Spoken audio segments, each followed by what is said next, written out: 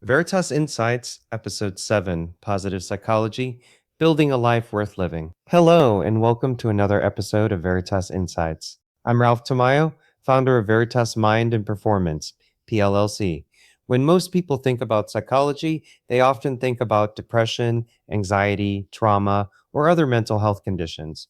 While treating psychological difficulties is incredibly important, there's another branch of psychology that asks a different question.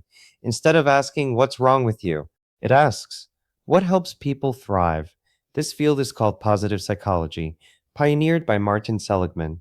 Rather than focusing only on reducing distress, positive psychology studies the factors that help people experience greater well being, happiness, resilience, meaning, and fulfillment. One approach that has grown from this field is positive psychotherapy, or PPT. Its goal isn't to ignore pain or pretend life is always positive. We all experience stress, disappointment, grief, and setbacks. Instead, positive psychotherapy helps us recognize that while suffering is part of life, it doesn't have to define our lives. Imagine two people who are equally free from depression or anxiety. One simply gets through each day. The other feels connected to family and friends, enjoys meaningful work, experiences gratitude, uses their strengths, and has a sense of purpose. Either may meet criteria for a mental health disorder, but their quality of life can be very different. Positive psychology is about helping people move beyond simply surviving toward genuinely flourishing. Research has shown that well being isn't determined by happiness alone, also comes from developing positive emotions, building meaningful relationships, becoming deeply engaged in activities that matter to us, finding purpose in our lives, and recognizing our accomplishments. These elements work together to create a more satisfying and resilient life. In everyday life, this might mean intentionally practicing gratitude instead of focusing only on what's missing.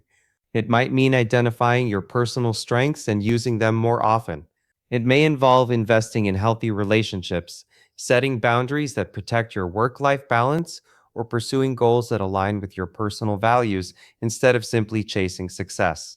At work, positive psychology reminds us that productivity isn't just about working harder. People perform their best when they feel engaged, appreciated, connected to others, and when they find meaning in what they do. Sustainable success comes from balancing achievement with well being. In relationships, positive psychology encourages us to notice what's going well, express appreciation more often, forgive when appropriate, and intentionally strengthen the connections that matter most. Healthy relationships aren't built by eliminating every conflict, they're built by creating more moments of trust, kindness, and understanding. One of my favorite ideas in positive psychology is that mental health is more than the absence of mental illness. It's about building a life that feels meaningful, purposeful, and fulfilling, even when life isn't perfect. That doesn't mean we ignore anxiety, depression, or emotional pain. Those experiences deserve compassion and at times professional treatment. But alongside reducing distress, we can also intentionally cultivate optimism, resilience, hope, gratitude, and purpose.